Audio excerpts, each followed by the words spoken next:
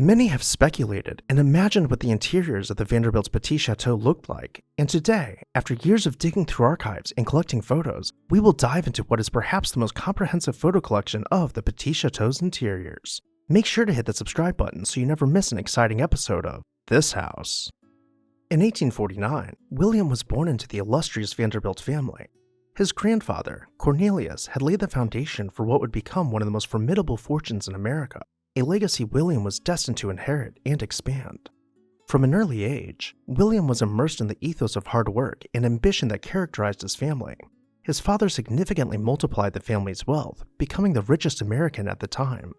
William, the third of 8 children, would carry forward this legacy of success and influence. Inheriting a staggering $55 million from his father in 1885, or the modern equivalent of over $1.7 billion, William adeptly managed the family's railroad investments. His business acumen shone brightly when he took over P.T. Barnum's Great Roman Hippodrome, transforming it into the first iteration of Madison Square Garden, a name that would become synonymous with entertainment and sports in America. William's personal life was as eventful as his business ventures. In 1875, he married Alva Erskine Smith, with whom he had 3 children. Their marriage, however, ended in divorce in 1895, a rare occurrence amongst the elite of that era. But that is skipping ahead in his story. During his marriage with Alva, he built one of the largest and most luxurious homes to ever pierce the Manhattan skyline. His residence, known as the Petit Chateau, was a chateauesque mansion located across the street from his father's Triple Palace. This architectural gem stood as a testament to the family's continuing aspiration to blend affluence with artistic expression. Constructed between 1878 and 1882, the Petit Chateau was the brainchild of William K. Vanderbilt and his wife Alva, who closely collaborated with architect Richard Morris Hunt to bring their vision to life. This mansion, drawing inspiration from French Renaissance aesthetics, was one of the early adopters of the chateauesque style in New York City, setting a trend for future architectural endeavors.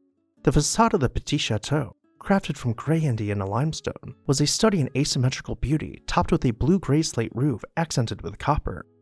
The exterior, carved by more than 40 artisans from the masonry firm of Ellen & Kitson, was a marvel of late French Gothic style mingled with Beaux-Arts refinement. It was not just a home, but a statement piece proclaiming the family's wealth and refined taste. Inside, the grandeur continued. The main entrance vestibule opened onto a grand hall of 60 feet in length, faced in Kenstone and adorned with decorative relief. The grand Kenstone staircase graciously skirted intricately carved wood paneling, basking in the multicolored light of stained glass windows at its landing. This hall served as the gateway to the mansion's primary rooms, each a masterpiece in its own right. The great hall continued with wood paneling on its lower walls, with corbels in the forms of angels breaking free to support the ceiling's rib vaults. To truly gain a sense of this room's colossal scale, we can compare the size of the fireplace to the people in this photograph. These larger-than-life proportions continue into the dining hall, boasting intricate relief work in both its wood and stone cladding. The double fireplace, a signature of the architect, incorporated statuary framed by Gothic tracery. To better understand how this would have looked while the Vanderbilts were living here, we can view the architect's renderings, including the Vanderbilts' fine china and tapestries, on full display. The library, with its 16th century French Renaissance paneling, and the parlor, featuring Greenland Gibbon-style walnut carving, demonstrated an eclectic yet harmonious blend of historical influences.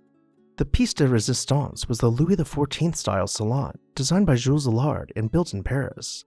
This room, a significant driver of the trend for French 18th century interiors in New York, boasted a ceiling painted with mythological scenes.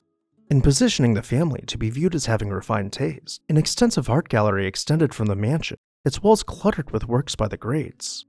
The Petit Chateau, with its grandiose halls, Gothic elements, and stained glass windows, was more than a home. It was a canvas where the Vanderbilts displayed their wealth, power, and cultural aspirations.